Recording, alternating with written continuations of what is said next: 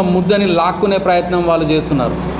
కాబట్టి మేము ఒకటే చెప్తున్నాం, 10 ఏళ్లలో బీఆర్ఎస్ పాలన చేసింది, గది 14-15 ఏళ్ళ నుంచి బీజేపీ సెంట్రల్ గవర్నమెంట్లో ఉన్నది. మరి ఇన్ని రోజుల నుంచి వాళ్ళు ఉన్నప్పుడు వాళ్ళు కులగణన కానీ జనగణన కానీ ఎందుకు చేయలేదు?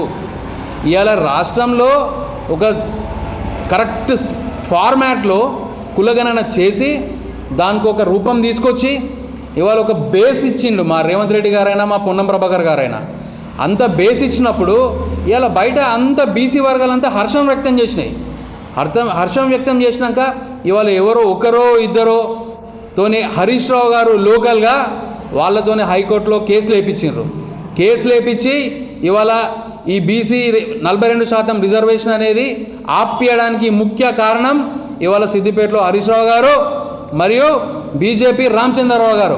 ఇవాళ వారికి మేము సూటిగా ప్రశ్నిస్తున్నాము, ఇవాళ ఒకవేళ ఇట్లా ఆగిపోయినా కూడా కాంగ్రెస్ పార్టీ పక్షాన అంటే పార్టీ తరఫున 42% రిజర్వేషన్ ఇచ్చి ఎన్నికలకి పోవడానికి మేము సిద్ధంగా ఉన్నాము.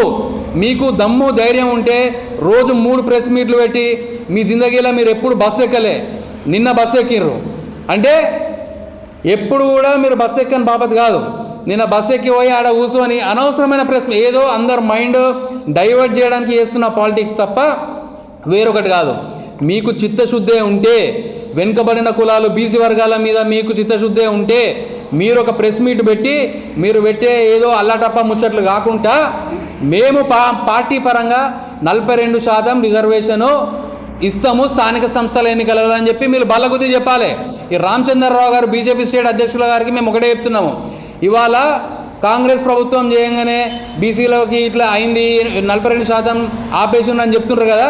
అయ్యా మీరు ప్రభుత్వంలో గత 3 పర్యాయాలు మీరు సెంట్రల్ గవర్నమెంట్లో ఉన్నారు, బీఆర్ఎస్ ప్రభుత్వం లాస్ట్ 10 ఏళ్ళు ఉన్నది, మరి మీరు ఎందుకు చేయలేదు కులగణన?